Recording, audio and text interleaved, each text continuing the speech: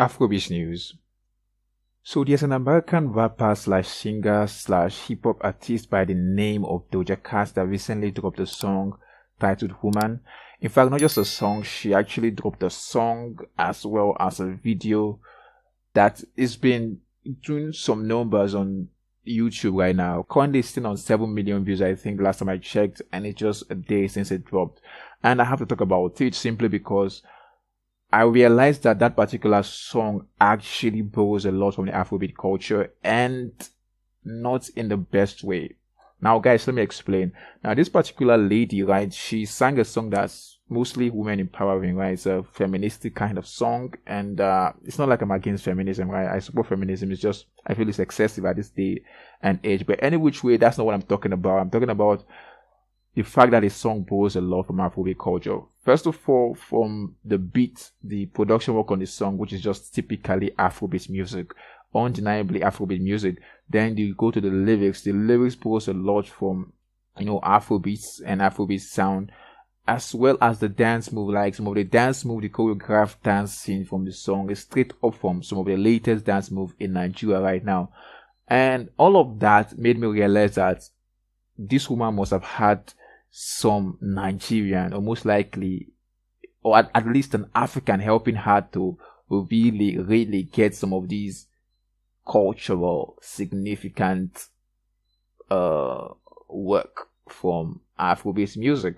And lo and behold, I went online and I looked up and I realized that a brother by the name Jidenna, a Nigerian-American, was responsible for not just writing the song, but also some production work on the song, which simply means that the only reason why this song sounds so Afrobeats is because Jidenna was responsible for some of the production work, the writing, and all of that on this particular song.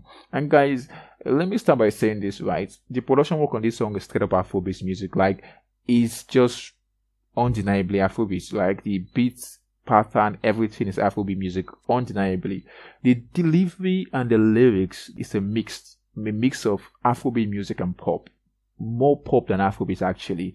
And that's where I have the issue with this particular song. I feel it's way too pop to be Afrobeats and not representative of the Afrobeat sound. Now, it's what I would call pop Afrobeats. Not Afropop, right? It's pop Afrobeats, which simply means that it's just way too pop. It's just pop, and a little bit of Afrobeats music. And that has been done before in the past by Drake with One Dance, and that song went, how big, global. It went number one almost in every country in the world. The issue I have with these particular kind of songs, in the sense that it feels like it's Afrobeats music, but it's not typically Afrobeats music because they've stripped some of the core, the essence of Afrobeat music, which is mostly, the wordplay, the lyricism, and the delivery of Afrobeat music, and actually infuse that with a lot of pop, is because it is not representative of the actual culture. Somebody that's not too used to the sound would hear this particular song and think that that is how an Afrobeat music is supposed to sound like, where in actuality that is not the case. And that is where the issue starts to rise. Now, I understand the fact that Doja Cat is just making music, right? She works with a lot of ghostwriters and artists behind the scenes, and these guys bring up ideas and try to make her decide on what to choose, and she chooses to go with whatever sound she feels that's pleasing. But at the same time, I think whenever you want to borrow from a culture, you want to borrow from a genre of music that's already existing, you need to at least be able to do it properly, so you can pay homage properly.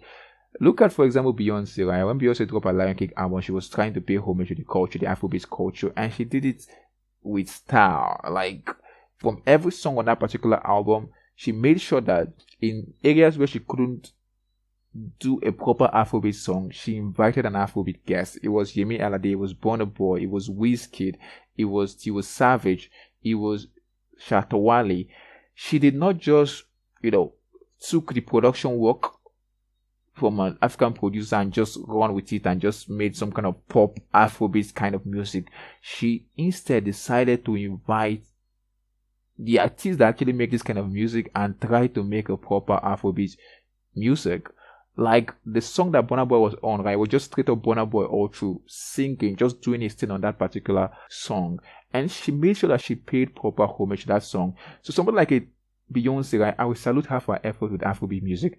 Someone like a Doja Cat, I won't salute her simply because this is not really Afrobeats, right? This is pop Afrobeat. This is something else. This is like somebody that wants to make a song that, knowing that the sound is kind of popping right now, she wants to make an Afrobeat song, but instead of trying to at least learn to sing it properly or learn to deliver it properly, just, you know what, I'm just going to take the beat and just do whatever I have to do, make it so pop that it's almost unrecognizable to somebody that's not really into the culture like that. And that's why I have so much issues with this particular song. But any which way, I'm not going to stay here and start bashing her all the same and not say nothing positive. I'm going to say some couple of things that I think will be compliments to her, right? The first compliment I have for her is that at least if you go on Google and you check out the song titled Woman, is the genre is Afrobeats, which is good. And that's I would say, you know, the song is empowering, it's women empowerment and all of that stuff, which is also good. I mean, it's good for the ladies out there. Aside from that, the dance move, the choreographed dance move, which pulls a lot from Nigerian music. Let's be honest, like a love, like you see the dancing, it's just straight up like some of the latest dance in Nigeria.